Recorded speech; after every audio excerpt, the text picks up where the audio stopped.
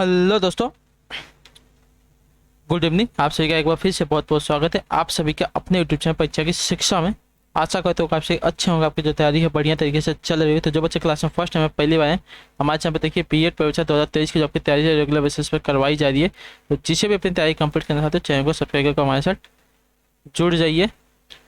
Class का जो bell icon है उसको प्रेस करिए, जो नोटिफिकेशन है उसको ऑल कर लीजिए। ठीक है, क्लास का समय देखिए जीके जेएस की जो क्लासेस आते हैं सुबह 11 बजे आपको हमारे चैनल पर करवाई थी। इसके बाद देखिए जो रीजनिंग क्लासेस दोपहर को 2 बजे करवाई थी, और जो कला वाले की क्लासेस आती थी शाम को 4 बजे हमारे चैनल पर करवाई जाती है। इसी टाइम पर आपको देखिए कला वाले की क्लास करवाते हैं, और जो हिंदी की क्लास है आपको इसके बाद शाम को 7 बजे करवाई जाती है। तो इसी टाइम पर जो है आपको क्लासेस से हमारे जुड़ना है, अपनी तैयारी को देखिए कंप्लीट करना है। ठीक है, पीडीएफ अगर चाहिए आपको तो देखिए हमारे टेलीग्राम चैनल का डिस्क्रिप्शन में लिख दें, वहाँ पर जाके जुड़िए। वहाँ पर देखिए आपको जो पीडीएफ है इस क्लासेस का मिल जाता है, बाकी का जो नोट्स है वो भी आपको वहाँ पे मिल जाएगा। बाकी की जो अपडेट होती है क्लास के रिलेटेड मैं आपको वहाँ पे देते रहता हूँ। तो आप जाके क्लास टेलीग्राम चैनल से जल्दी वहाँ पे ज्वाइन हो जाइए। ठीक है, उसी के नीचे देखिए हमारा इंस्टाग्राम का पेज है, परीक्षा की शिक्षा का इंस्टाग्राम का पेज है, तो आप हमें इंस्टाग्राम पर फॉलो कर लेंगे। ठीक है,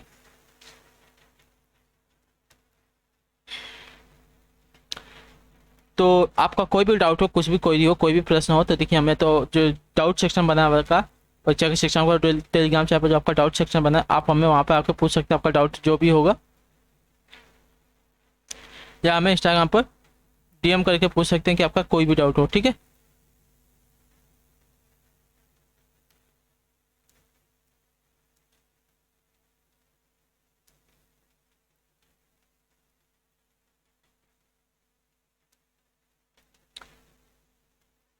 तो चलें क्लास स्टार्ट करें। स्टार्ट करने से पहले जिसने क्लास को अभी तक लाइक नहीं, क्लास को लाइक कर दिए, क्लास को शेयर कर दिए अपने दोस्तों के साथ। ठीक है, तो चलें क्लास स्टार्ट करें। देखेंगे पहला क्वेश्चन क्या पूछा है। कला वर्ग की प्रैक्टिस सेट की क्लास से ध्यान से एक क्वेश्चन को देख के उत्तर देते हुए चले। पहला क्वेश्चन देखिए आपका पूछा गया, क्षेत्रीय परिषद का पदेन अध्यक्ष कौन होता है? बताइए, क्षेत्रीय परिषद का जो है पदेन अध्यक्ष कौन होता है? साथ ही इसका आंसर क्या हो जाएगा?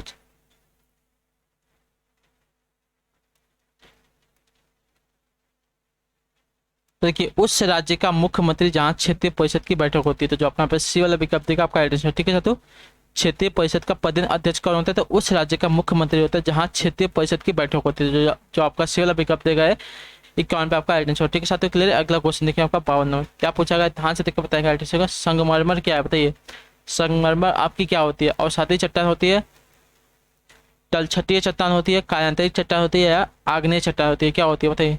संगमरमर आपकी क्या होती है साथियों? देखिए संगमरमर जो आपकी देखिए कायांतरिक चट्टान होती है, जो आपका यहाँ पे सी वाला विकल्प देगा 52 पे आपका सही उत्तर हो जाएगा। ठीक है साथियों, क्लियर है। अगले क्वेश्चन की तरफ बढ़ेंगे, ध्यान से देखेंगे। 53 नंबर क्या पूछेगा, ध्यान से देखिएगा, बताएगा सही उत्तर क्या हो जाएगा। ब्राह्मणों पर जजिया कर सर्वप्रथम किसने लगाया था? बताइए, ब्राह्मणों पर जजिया कर सर्वप्रथम किसने लगाया था? साथियों इसका आंसर क्या हो जाएगा? तो देखिए ब्राह्मणों की बात करें तो ब्राह्मणों पर सर्वप्रथम जजिया कर लगाने वाला आपका जो था फिरोज तुगलक था, तो आपका यहाँ पे ये वाला विकल्प देगा है 53 पे आपका राइट आंसर। ठीक है साथियों, ब्राह्मणों पर जजिया कर सर्वप्रथम किसने लगाया था? तो फिरोज तुगलक ने लगाया था, जो ये वाला विकल्प देगा 53 पे आपका राइट आंसर। ठीक है, अगला क्वेश्चन देखिए आपका 54 नंबर क्या पूछा गया, ध्यान से देखिएगा, बताएगा सही उत्तर क्या हो जाएगा। गुप्त काल के बाद किस विश्वविद्यालय को प्रसिद्धि मिली थी? बताइए, गुप्त काल के बाद किस विश्वविद्यालय को प्रसिद्धि मिली थी? साथियों इसका राइट आंसर क्या है? कांची को मिली थी, तक्षशिला को मिली थी, नालंदा को मिली थी, या वल्लभी को मिली थी? किसको मिली थी बताइए? तो देखिए नालंदा को मिली थी, जो आपका सी वाला विकल्प है 54 पे आपका आइडेंटिटी। ठीक है, तो गुप्त काल के बाद देखिए आपको नालंदा विश्वविद्यालय को प्रसिद्धि मिली थी। ठीक है, गुप्त काल के बाद नालंदा विश्वविद्यालय को देखिए प्रसिद्धि मिली थी, जो आपका सी वाला विकल्प है 54 पे आपका राइट आंसर। ठीक क्लियर है। अगले क्वेश्चन तक बढ़ेंगे, ध्यान से देखेंगे क्या पूछा गया है। 55 नंबर है, सूर्य की तीव्र किरणों द्वारा झुलसने से वायुमंडल की कौन सी गैस हमारी रक्षा करती है? बताइए, सूर्य की तीव्र किरणों द्वारा झुलसने से वायुमंडल की कौन सी गैस हमारी रक्षा करती है साथियों? तो देखिए ओजोन गैस। ठीक है, जो आपका यहाँ पे सी वाला विकल्प देखा आपका राइट आंसर। सूर्य की तीव्र किरणों द्वारा झुलसने से वायुमंडल की जो आपकी ओजोन गैस होती है हमारी रक्षा करती है, जो आपका सी वाला विकल्प देगा 55 पे आपका राइट आंसर। ठीक है साथियों, क्लियर है। अगला क्वेश्चन देखें 56 में ध्यान से देख बताएंगे सही उत्तर का। कार्बोनिफेरस युग में संपूर्ण महाद्वीप आपस में मिले हुए थे, यह किसकी मान्यता थी? बताइए, किसकी मान्यता है? कार्बनिक फेरस युग में संपूर्ण महाद्वीप आपस में मिले हुए थे, यह किसकी मान्यता है? साथ ही इसका आंसर क्या है 56 पे? तो देखिए आपकी वेगनर की। ठीक है, वेगनर की मान्यता है, तो जो आपका ये वाला विकल्प देगा है 56 पे आपका आंसर। ठीक है साथियों, क्लियर है। अगला क्वेश्चन देखिए 57 नंबर, क्या पूछा गया, ध्यान से देखो बताएगा टेंशन का। प्राचीन भारत का वह प्रसिद्ध शासक जिसने अपने जीवन के अंतिम दिनों में जैन धर्म को अपनाया था, कौन था बताइए। प्राचीन भारत का वह प्रसिद्ध शासक कौन था जिसने अपने जीवन के अंतिम दिनों में जैन धर्म को अपनाया था, बताइए कौन सा साथी। इसका आइडेंटिटी क्या हो जाएगा, तो देखिए चंद्रगुप्त मौर्य था, ठीक है, जो आपका ए विकल्प देगा आपका आइडेंटिटी, ठीक है साथियों, क्लियर है। चंद्रगुप्त मौर्य ने अपने जीवन के अंतिम दिनों में जैन धर्म को अपनाया था। अगला क्वेश्चन देखेंगे 58 नंबर, ध्यान से देखो बताएंगे आइडेंटिटी का। पूछा गया आपका महात्मा बुद्ध के पंचशील सिद्धांत का उल्लेख किस उपनिषद में मिलता है, बताइए। महात्मा बुद्ध के पंचशील सिद्धांत का जो उल्लेख है साथियों किस उपनिषद में मिलता है, इसका आइडेंटिटी क्या हो जाएगा 58 पे। देखिए छांदोग्य उपनिषद में, तो जो आपका ए वाला विकल्प देगा आपका आइडेंटिटी, ठीक है। महात्मा बुद्ध के पंचशील सिद्धांत का जो उल्लेख आपका देखिए छांदोग्योपनिषद में मिलता है, जो आपका ए वाला विकल्प देगा 58 पे आपका आइडेंटिटी, ठीक है साथियों, क्लियर है। अगला क्वेश्चन देखिए आपका 59 नंबर, क्या पूछा गया, ध्यान से देखकर बताएंगे आइडेंटिटी का। उष्ण मरुस्थलीय प्रदेश के संबंध में निम्न में से कौन सा कथन आपका असत्य है, बताइए। उष्ण मरुस्थलीय प्रदेश के संबंध में निम्न में से कौन सा कथन आपका जो है असत्य साथियों। 59 पे राइट आंसर क्या हो जाएगा, तो देखिए विश्व के सभी प्राकृतिक प्रदेशों में यहाँ सर्वाधिक वार्षिक तापमांतर पाया जाता है, तो जो आपका यहाँ पे सी वाला विकल्प देगा आपका राइट, ठीक है। उस मरुस्थलीय प्रदेश के संबंध में निम्नलिखित को कौन सा कथन असत्य दिया गया था, जो सी वाला कथन दिया गया है, विश्व के सभी प्राकृतिक प्रदेशों में यहाँ जो सर्वाधिक वार्षिक तापमांतर है पाया जाता है, आपका जो कथन है असत्य। बाकी जो 3 कथन दिए गए यह मुख्यतः महाद्वीपों के पश्चिमी सीमांतों पर स्थित है, सही बात है। विश्व में सबसे अधिक तापमान इसी प्रदेश में मिलता है, ये भी सही बात है। और इस प्रदेश में अस्थायी मानव बसाव केवल मरुद्यानों यानी कि ओसिस में ही देखने को मिलता है, ये जो कथन दिए गए। बाकी के जो 3 कथन दिए गए सही है, जो तीसरा दिया गया कथन सी वाला आपका यहाँ पे गलत है। अगला क्वेश्चन देखें 60 नंबर, क्या पूछा है, ध्यान से देखकर बताएंगे कौन सी एक विशेषता स्थानांतरित किसी से संबंधित नहीं है, बताइए। कौन सी एक विशेषता जो है आपके स्थानांतरित किसी से संबंधित नहीं है साथियों। 60 पे आइडेंटिटी क्या हो जाए, देखिए आपकी रसदार फसलों की जो खेती है आपके देखिए स्थानांतरित किसी से संबंधित नहीं है, तो जो आपका सी वाला विकल्प देगा आपको आइडेंटिटी, ठीक है। मानवीय श्रम की प्रधानता रहती है, प्रति हेक्टेयर उत्पादन कम होता है, उर्वरकों का प्रयोग नहीं होता है, ये आपका जो दिएगा स्थानांतरित किसी के बारे में सही है। लेकिन जो रेशेदार फसलों की जो खेती है स्थानांतरित किसी से संबंधित नहीं होती, जो आपका यहाँ पे सी वाला विकल्प देगा आपका आइडेंटिटी, ठीक है साथियों, क्लियर है। अगला क्वेश्चन देखेंगे आपका 61 नंबर, क्या पूछा गया, ध्यान से देखकर बताएंगे ऐसे उत्तर का। फतेहपुर सीकरी का निर्माण किसने करवाया था, बताइए। फतेहपुर सीकरी का निर्माण किसने करवाया साथियों, इसका आइडेंटिटी क्या देंगे। बाबर ने करवाया था, हुमायूं ने करवाया था, अकबर ने करवाया था या जहांगीर ने करवाया था, किसने करवाया था। तो देखिए फतेहपुर सीकरी का जो निर्माण है आपका अकबर ने करवाया था, जो ये वाला विकल्प देगा 61 पे आपका आइडेंटिटी, ठीक है साथियों, क्लियर है। ठीक, अगले क्वेश्चन की तरफ बढ़ेंगे 62 नंबर, ध्यान से देखकर बताएंगे आइडेंटिटी का। समताप मंडल यानी कि स्ट्रेटोस्फीयर है क्या, बताइए। समताप मंडल आपका क्या है साथियों, इसका आइडेंटिटी क्या। वायुमंडल का मध्यस्थ प्रदेश है, वायुमंडल का ऊपरी प्रदेश है, वायुमंडल का निचला प्रदेश है, या क्षोभ सीमा की ऊपर स्थित प्रदेश है, बताइए। वायुमंडल यानी कि स्ट्रेटोस्फीयर क्या है साथियों, इसका आइडेंटिटी क्या। देखिए स्ट्रेटोस्फीयर आपका हो जाएगा क्षोभ सीमा के ऊपर स्थित आपका प्रदेश हो जाएगा, जो अपना पे टी वाला विकल्प देगा 62 पे आपका आइडेंटिटी, ठीक है। क्षोभ सीमा के ऊपर जो आपका स्थित प्रदेश है उसको देखिए समताप मंडल कहते हैं, जो आपका डी वाला विकल्प देगा आपका यहाँ पे जो तापमान आपका देखिए सामान्य रहता है, वो बदलता नहीं है। अगले क्वेश्चन तो बढ़ेंगे, ध्यान से देखेंगे 63 नंबर, ध्यान से देखो बताएंगे। सिविल सेवाओं का भारतीयकरण किया गया था कब, बताइए, किसके द्वारा। सिविल सेवाओं को जो आपका भारतीयकरण किया गया था किसके द्वारा साथियों। 63 आपका आइडेंटिटी कर दो, देखिए लॉर्ड लिटन द्वारा, तो आपका यहाँ पे पी वाला पिकअप दिया गया है 63 पे आपका आइडेंटिटी हो जाएगा, ठीक है साथियों।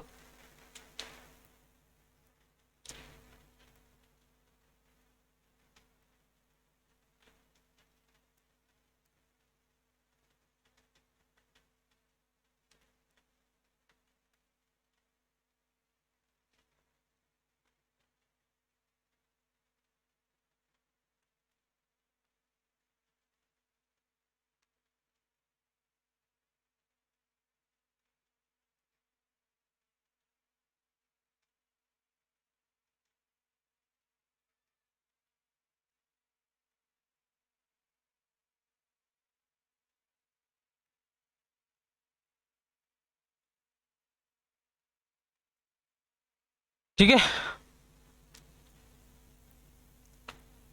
और लॉर्ड कॉर्नवालिस को जो है भारत में सिविल सेवाओं का जनक माना जाता है। और भारतीयकरण किसके द्वारा किया गया था सिविल सेवाओं का, तो देखिए लॉर्ड लिटन द्वारा, ठीक है। अगला क्वेश्चन देखें 64 है, ध्यान से देखकर बताएंगे राइट आंसर क्या हो जाएगा।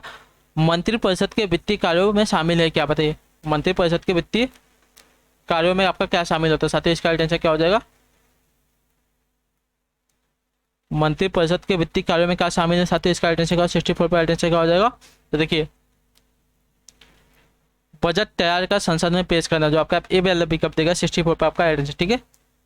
मंत्रिपरिषद का वित्तीय कार्यों में मंत्रिपरिषद के वित्तीय कार्यों में शामिल है आपका देखिए बजट तैयार करके संसद में पेश करना, जो ए वाला विकल्प देगा 64 पर आपका सही उत्तर। अगला क्वेश्चन देगा 65 है, ध्यान से देखकर बताएंगे राइट आंसर। पूछा गया संविधान का वह कौन सा भाग है जो संविधान के निर्माताओं के मस्तिष्क और उद्देश्य को प्रतिबिंबित करता है, बताइए। संविधान का वह कौन सा भाग है जो संविधान के निर्माताओं के मस्तिष्क और उद्देश्यों को प्रतिबिंबित करता है साथियों, इसका राइट आंसर क्या होगा, 65 पर सही उत्तर क्या हो जाएगा। तो देखिए आपका वो राज्य के नीति निर्देशक तत्व है, तो जो आपका सी वाला विकल्प देगा आपका राइट आंसर 65 पर, ठीक है साथियों। संविधान का वह भाग आपका देखिए राज्य के नीति निर्देशक तत्व हैं जो संविधान के निर्माताओं के मस्तिष्क और उद्देश्य को प्रतिबिंबित करता है, जो आपका सी वाला विकल्प देगा 65 पर आपका राइट आंसर हो जाएगा, ठीक। अगला क्वेश्चन 66 नंबर है, ध्यान से देखकर बताएंगे राइट आंसर का। पूछा गया आपका निम्नलिखित में से कौन सा भारतीय रिजर्व बैंक यानी कि आरबीआई की आर्थिक नीति का उद्देश्य नहीं है, बताइए।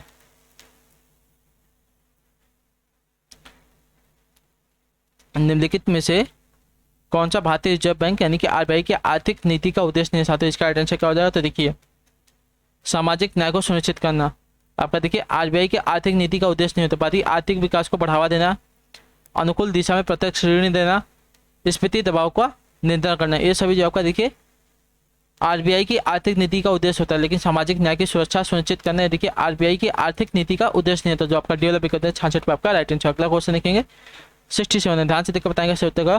पूंजी बाजार में दीर्घावधि निधि प्राप्त की जा सकती है या तो कुछ संस्थाओं के से उधार लेकर या क्या करके, बताइए। पूंजी बाजार में दीर्घावधि निधि प्राप्त की जा सकती है या तो कुछ संस्थाओं से उधार लेकर या और क्या करके साथियों, इसका राइट आंसर क्या हो जाएगा। तो देखिए प्रतिभूतियां जारी करेगा, जो आपका यहाँ पे पीएल विकल्प देगा आपका राइट आंसर, ठीक है। पूंजी बाजार में दीर्घावधि निधि प्राप्त की जा सकती है या तो कुछ संस्थाओं से उधार लेकर या प्रतिभूतियां जारी करेगा, जो बी वाला विकल्प देगा 67 पे आपका सही उत्तर, ठीक है साथियों क्लियर। अगला क्वेश्चन देखें 68 नंबर, ध्यान से देखकर बताएंगे राइट आंसर का। वे दो प्रमुख नदियां कौन सी है जो अमरकंटक पठार से निकलती हैं परंतु वे अलग अलग दिशाओं में बहती है, बताइए। वे दो प्रमुख नदियां कौन सी है जो अमरकंटक के पठार से निकलती हैं परंतु वे अलग अलग दिशाओं में बहती हैं, बताइए कौन कौन सी नदियां साथियों। 68 पर राइट आंसर का देखिए आपकी है नर्मदा और सोन नदी, जो आपका यहाँ पर सी वाला विकल्प देखा है आपका राइट आंसर, ठीक है। दोनों नदियां जो है आपकी देखिए अमरकंटक के पठार से निकलती है परंतु वे अलग अलग दिशाओं में बहती है, नर्मदा और सोन, तो जो आपका सी वाला विकल्प है 68 पर आपका राइट आंसर, ठीक है साथियों क्लियर है। अगला क्वेश्चन तो बढ़िया आपका 69 है, ध्यान से देखकर बताएंगे क्या पूछा गया है। किसी देश में रहन सहन के स्तर को किसी देश के रहन सहन के स्तर का पता होता है उसकी राष्ट्रीय आय द्वारा, प्रति व्यक्ति आय द्वारा, निर्धनता अनुपात द्वारा या बेरोजगारी दर द्वारा, बताइए। तो देखिए प्रति व्यक्ति आय द्वारा, जो आपका पीएल विकल्प देगा आपका राइट आंसर, ठीक है साथियों क्लियर है। किसी देश के रहन सहन के स्तर का पता होता है उसकी प्रति व्यक्ति आय द्वारा, तो जो आपका पीएल विकल्प देगा 69 पे आपका राइट आंसर हो जाएगा, ठीक है क्लियर है। अगले क्वेश्चन बढ़े 70 नंबर, ध्यान से देखकर बताएंगे सही उत्तर क्या हो जाएगा। पूछा गया आपका संविधान के किस अनुच्छेद के अंतर्गत राज्यसभा नई अखिल भारतीय प्रशासनिक सेवाओं की रचना प्रस्तावित कर सकती है, बताइए। तो अनुच्छेद 312 के अंतर्गत, ठीक है, जो आपका सी वाला विकल्प देगा 70 पे आपका राइट आंसर हो जाएगा, ठीक है साथियों क्लियर है। संविधान के अनुच्छेद 312 के अंतर्गत राज्यसभा नई अखिल भारतीय प्रशासनिक सेवाओं की रचना प्रस्तावित कर सकती है, जो आपका सी वाला विकल्प देगा 70 पे आपका राइट आंसर, ठीक है साथियों क्लियर है। अगला क्वेश्चन देखें 71, ध्यान से देखकर बताएंगे राइट आंसर। पूछा गया आपका राज्यपाल का वेतन किस कोष से आता है, बताइए। जो राज्यपाल है उसका जो वेतन है, जो तनख्वाह है, किस कोष से आता है साथियों। भारत की संचित निधि से, राज्य की संचित निधि से, राज्य की आकस्मिक निधि से, राज्य और केंद्र की संचित निधि से 50-50 के अनुपात में, बताइए। तो देखिए राज्य की संचित निधि से आता है, जो आपका यहाँ पे बी वाला विकल्प देगा आपका राइट आंसर, ठीक है। राज्यपाल का जो वेतन है आपका राज्य की संचित निधि से आता है, तो जो आपका यहाँ पे बी वाला विकल्प देगा 71 पे आपका राइट आंसर। अगला क्वेश्चन है 72 नंबर, क्या पूछा गया, ध्यान से देखकर बताएंगे सही होगा। हुमायूं एवं शेरशाह के बीच चौसा का युद्ध कब हुआ था, बताइए। हुमायूं एवं क्या पूछा गया, हुमायूं एवं शेरशाह के बीच जो है चौसा का युद्ध कब हुआ था साथियों, इसका राइट आंसर क्या हो जाएगा। देखिए हुमायूं एवं शेरशाह के बीच जो आपका चौसा का युद्ध हुआ था साथियों 1539 ईस्वी में होता है, ठीक है। जो आपका बी वाला विकल्प देगा 72 पे आपका राइट आंसर हो जाएगा, ठीक है साथियों। हुमायूं एवं शेरशाह के बीच जो आपका चौसा का युद्ध था 1539 ईस्वी में होता है। क्लियर है यहाँ तक। अगले क्वेश्चन तक बढ़ेंगे। 73 है, ध्यान से देखकर बताएंगे। राइट आंसर का पूछा गया आपका निम्न यूरोपीय शक्तियों में ने भारतीय व्यापार में समय समय पर प्रवेश किया है। अच्छा, उनको हमको निम्न कूटों को उनके प्रवेश का सही तिथि क्रम हमको निर्धारित करना, ठीक है। मतलब क्या देगा, निम्न यूरोपीय शक्ति भारतीय व्यापार के में समय समय से मतलब किस मतलब हमको क्रम से लगाना है। पहले कौन आया, फिर दूसरा पे कौन आया, फिर तीसरा कौन आया, फिर चौथा कौन सा, ठीक है। तो देखिए पहले व्यापार करने देखिए आपके पुर्तगाली आए थे, ठीक है। पहले आपके पुर्तगाली आए थे, पुर्तगाली के बाद देखिए आपके डच आए थे, ठीक है। तो डच आ जाएंगे, डच के बाद देखिए आपके अंग्रेज आए थे, अंग्रेज के बाद आपके देखिए फ्रांसीसी आए थे। क्लियर है।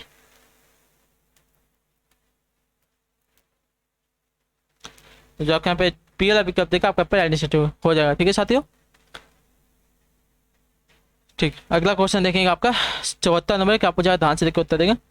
भारत में आधुनिक शिक्षा प्रणाली की नींव किससे पड़ी थी, बताइए। भारत में आधुनिक शिक्षा प्रणाली की जो नींव है साथियों किससे पड़ी थी, इसका राइट आंसर का 74 पे।